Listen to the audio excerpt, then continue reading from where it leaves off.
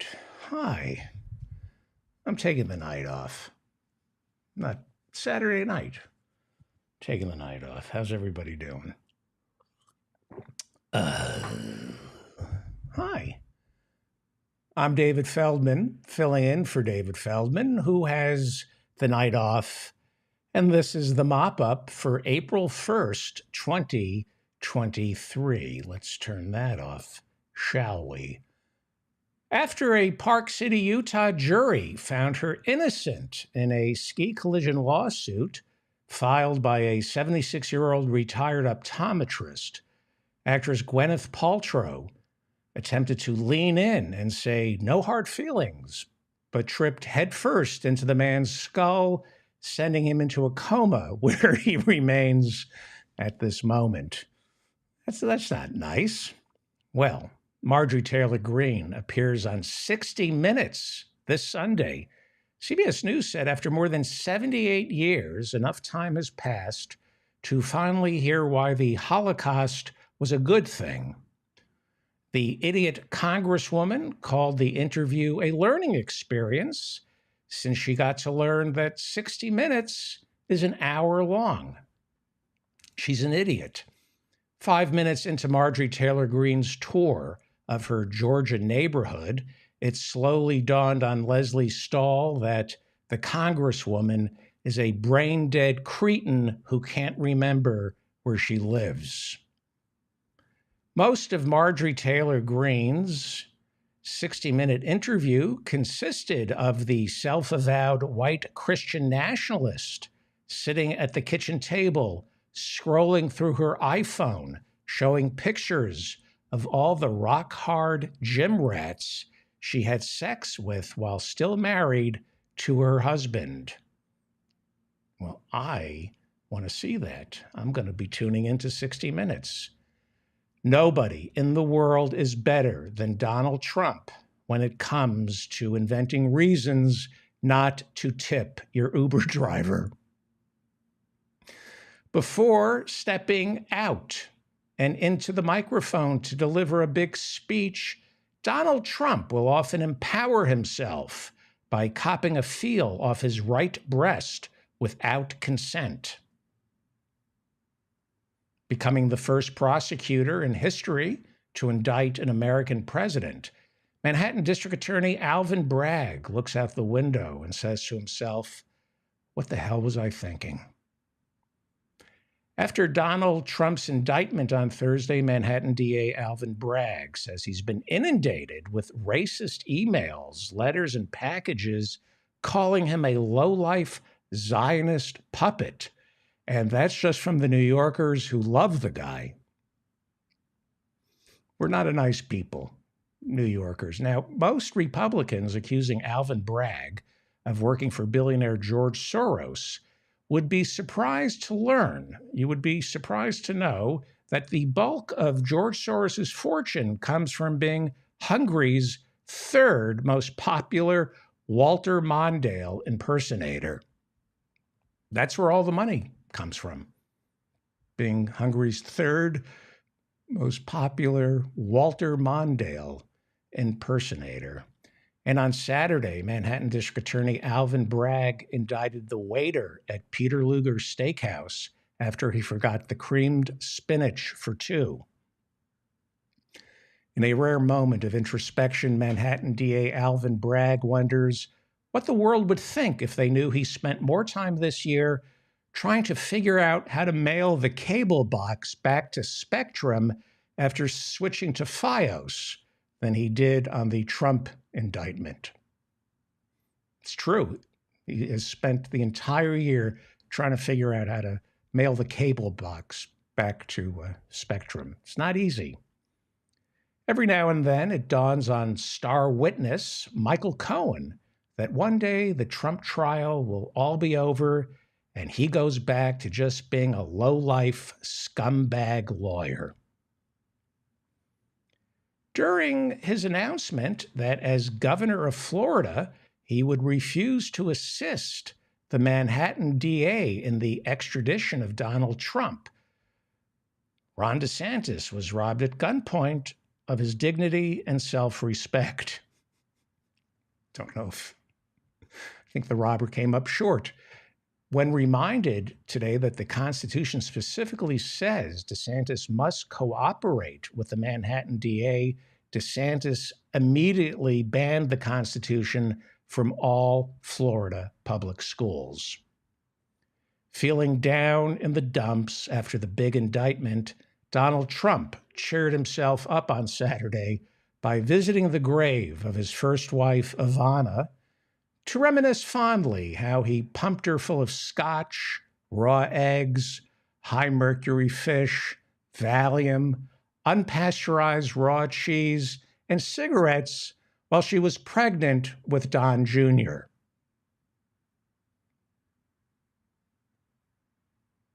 As CNN's Jim Acosta drones on and on about an assault weapons ban, President Biden eyes a soft spot on the carpet and wonders who would notice if he laid down for one of his world-famous 15-hour disco naps.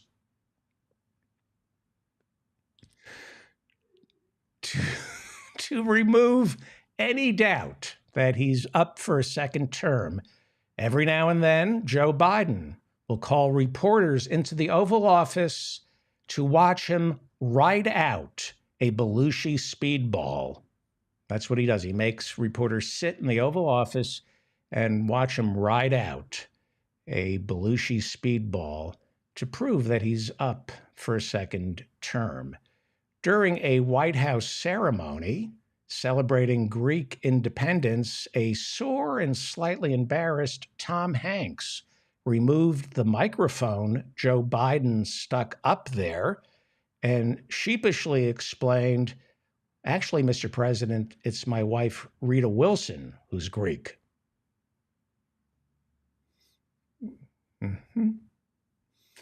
Maybe not.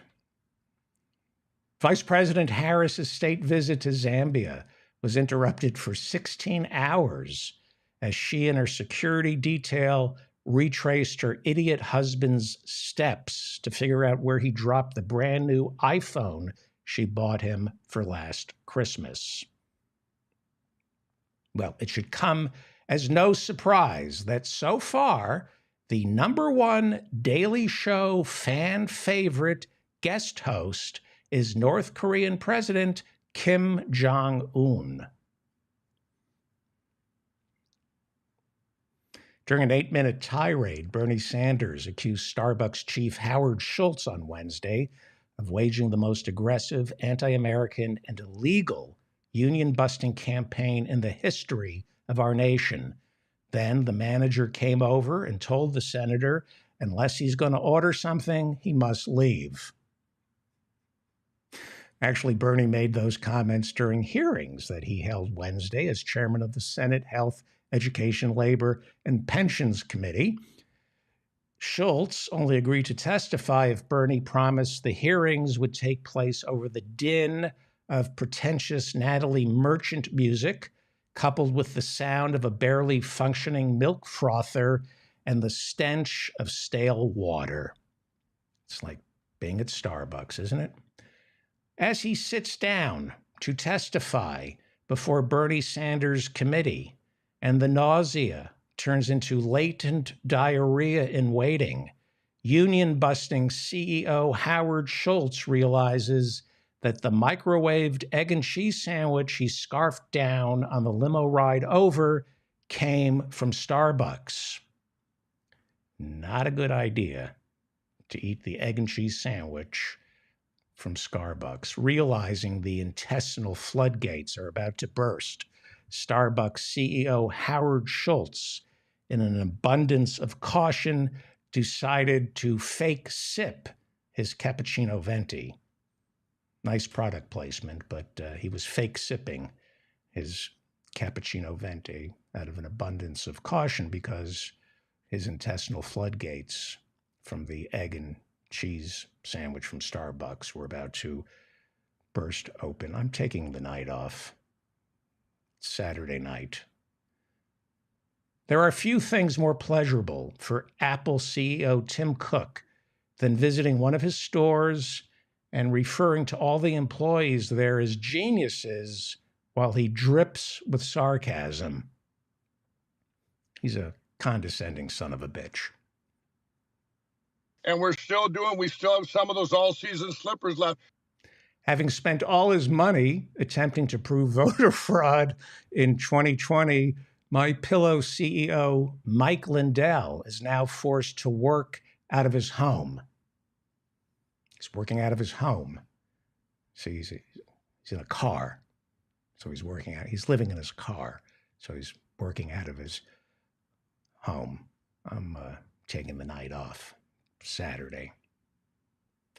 In a heated exchange with Democrats during hearings on the weaponization of the Justice Department, Chairman Jim Jordan shouted, "You can say anything you want about my wife and daughters, but when you bring me into it, then it's personal." Some think Jim Jordan completely lost all credibility after he whipped out his boombox and ordered witnesses to recreate the elbow shuffle, a dance move made famous by One Direction. Not as good as the curly shuffle. You youngsters wouldn't remember the curly shuffle. Asked if she wants to eliminate Social Security, Republican presidential candidate Nikki Haley said no, but she wouldn't mind stink fingering it to death. Wow, that's not right. While thinking of actor Hugh Jackman without his shirt on, former Vice President Mike Pence tells his penis how disappointed he is with it. Bad penis. Bad penis. Well, while other potential Republican candidates can only do the alphabet, Chris Christie takes pride in being able to belch the entire Encyclopedia Britannica. He's running. Maybe he's running. When asked during a New Hampshire town hall if he's thinking about running for president, Chris Christie said, "I know I'm running for president.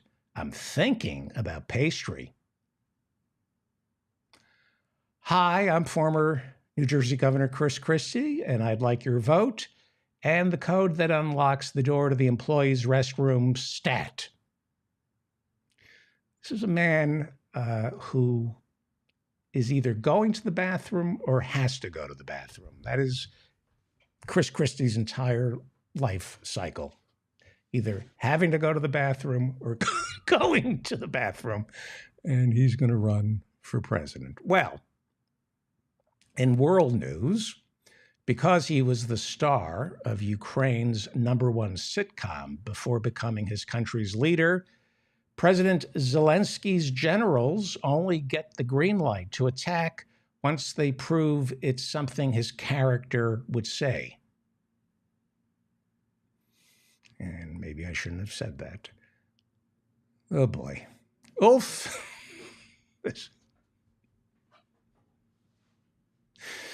I would turn the volume off right now. Ulf Kristersson, the Prime Minister of... Let's go full screen here and give it a full burial. Okay, here we go. Ulf Kristersson, the Prime Minister of Sweden, is informed by Karl Nehammer, Chancellor of Austria, that since Sweden is now the newest member of NATO, in the foreseeable future, Sweden will be picking up the tab for Friday night's dinner with their gumas. See, every Friday night, the NATO leaders go out with their gumas, and because Sweden is the newest member of NATO, it has to pay for it. It's what they do. Okay, looking forward. Let's go full screen here. I should have slept in all day. Looking forward to cracking skulls, Parisian riot police grew disappointed as they slowly realized they're going to be too late for the protest because the bus drivers have all gone on strike. That's how progressive the French are. Their riot police take the bus to the protests. One would think that with everyone on strike and too busy protesting, that French Disneyland would be empty but one would be wrong. Everyone had the same idea. Go to French Disneyland. No one's going to be there. Didn't work out. As if the week couldn't have been any worse for Israeli Prime Minister Benjamin Netanyahu. During a cabinet meeting on Wednesday, he was informed that the delivery guy from Greenblatt's forgot the Russian dressing.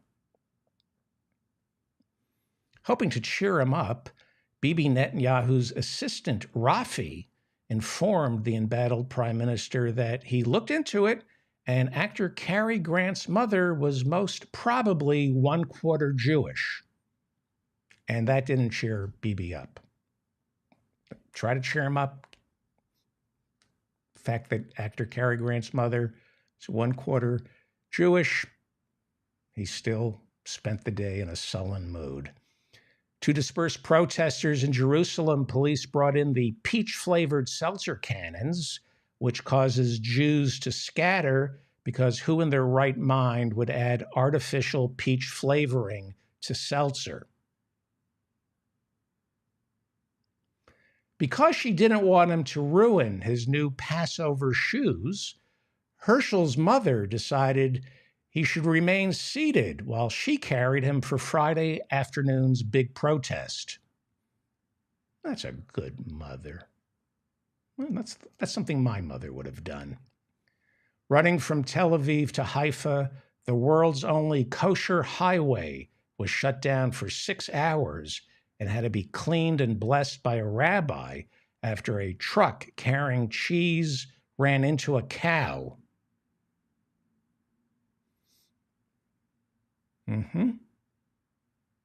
After ignoring 3 fix-it tickets, Larry Berkowitz on Thursday was arrested by Israeli police for failure to floss.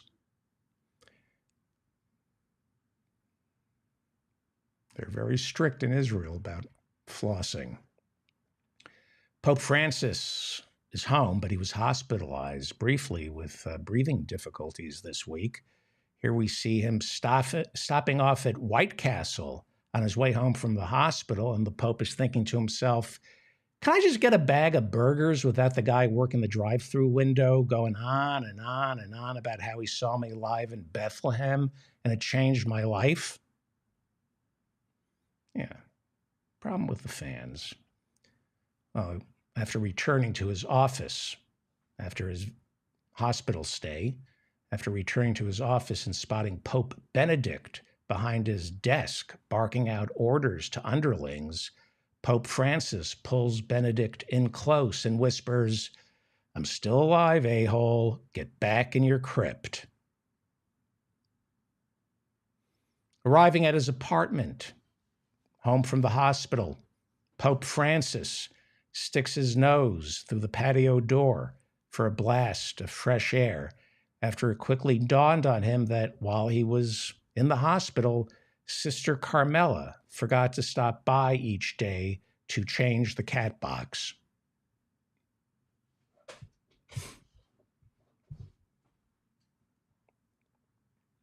Let's go full screen here. Because he understands the German people a little too well, during his visit to Berlin, King Charles stood on his hotel balcony and tossed water balloons filled with his own urine as the crowd begged for more. That's German people. Go full screen here. King Charles's visit to the German presidential palace was ruined when the local fire department had to rescue Camilla, who got frightened by all the paparazzi and crawled up a tree, refusing to come down. Meow. During the German state dinner welcoming King Charles and Camilla, Corporal Fleischling, you can see him on the right, Corporal Fleischling picked the wrong time to accuse Corporal Brandenburg, seen on the left, of being snippy and distant, ever since Corporal Fleischling politely asked him to stop reading his mail. A little snippy there. After their state dinner, the German president invited King Charles After their state dinner, the German president invited King Charles up to his man cave to let him play with his new sex toy. That is it's a new German sex toy. Interesting. And finally, on their way home from the airport after their big visit to Germany, Camilla stopped talking to her notoriously cheap husband after he insisted they take the subway, and she accidentally sat in a 2-week-old pile of St. Patrick's Day beer puke. I'm David Feldman, filling in for David Feldman, who had the night off. Office hours is every Friday night. If you have any complaints about this, come. I make myself available every Friday night from 8 till about 9:30. So go to my website and sign up for office hours. Please sign up for my newsletter. And if you like this, not sure why, but if for any reason you actually like this, please hit the like button, subscribe to this channel. And the only reason you're listening or watching this right now is because somebody copied and pasted the link to an episode and shared it with you via email or social media. And if you enjoyed this, please share it with someone. And I think that's it. Oh, and comments. I can't wait to read your comments. I read all your comments and I put a little heart next to it. And sure, everyone has something wonderful to say about tonight's episode. I'm David Feldman, reminding you to stay strong and protect the weak.